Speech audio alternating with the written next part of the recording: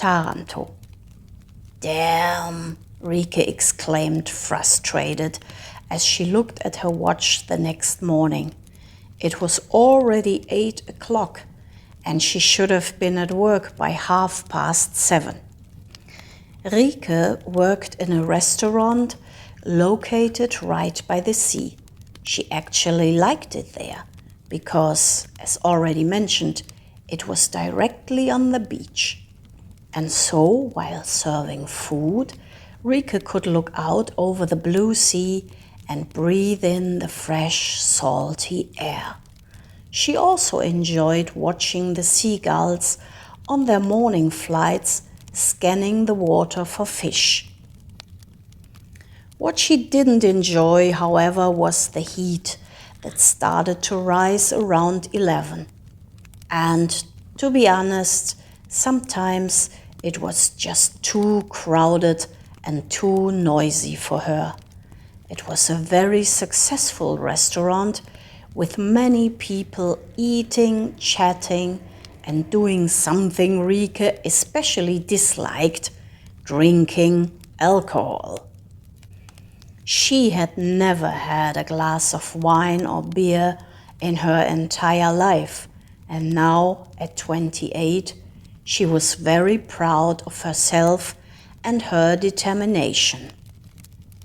Rieke quickly put on her work clothes, downed a cup of coffee, and rushed out to her car.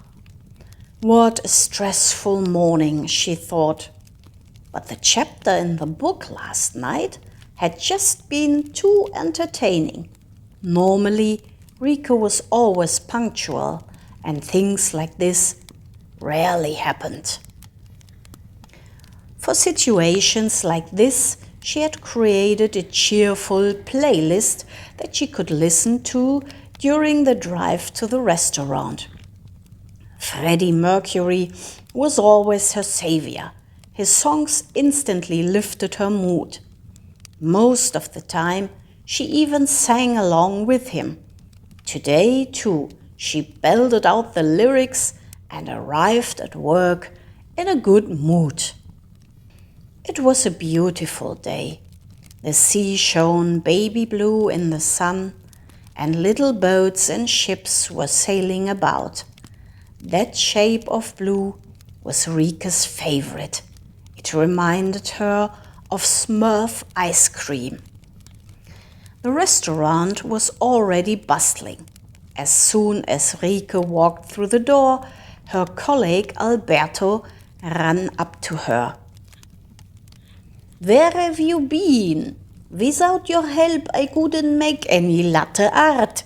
Instead of a nice swan, I only managed to get a bear's head," he complained jokingly, grinning widely. Rieke smiled back. She and Alberto got along well. They always made each other laugh and helped each other when one of them was stuck. "Sorry, I overslept," Rieke replied and began to get to work. Alberto and Rieke's job was to serve the guests and wash the dishes.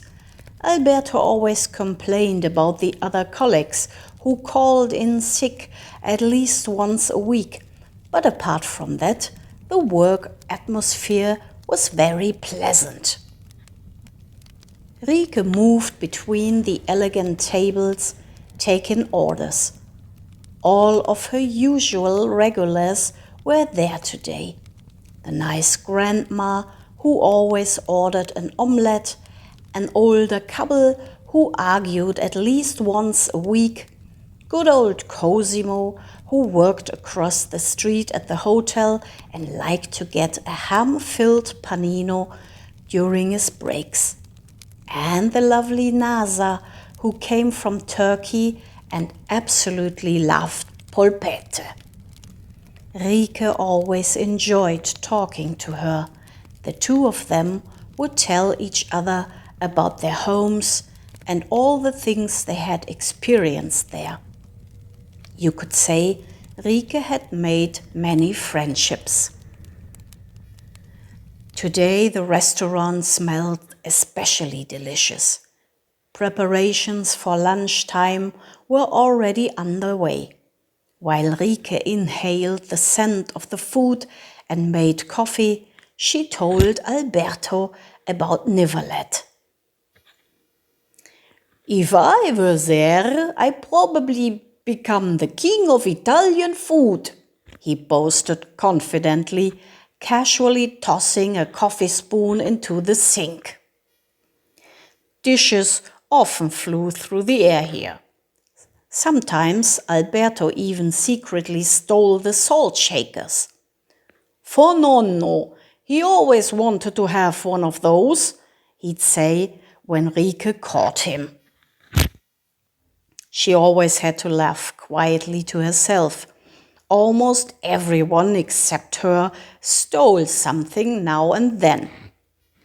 Salvatore, another colleague who was in charge of the sauces, swore that he once caught an elderly gentleman trying to take one of their tables with cutlery, plates, and glasses. Alberto then whispered to her that it had probably been him or one of his relatives. You never knew.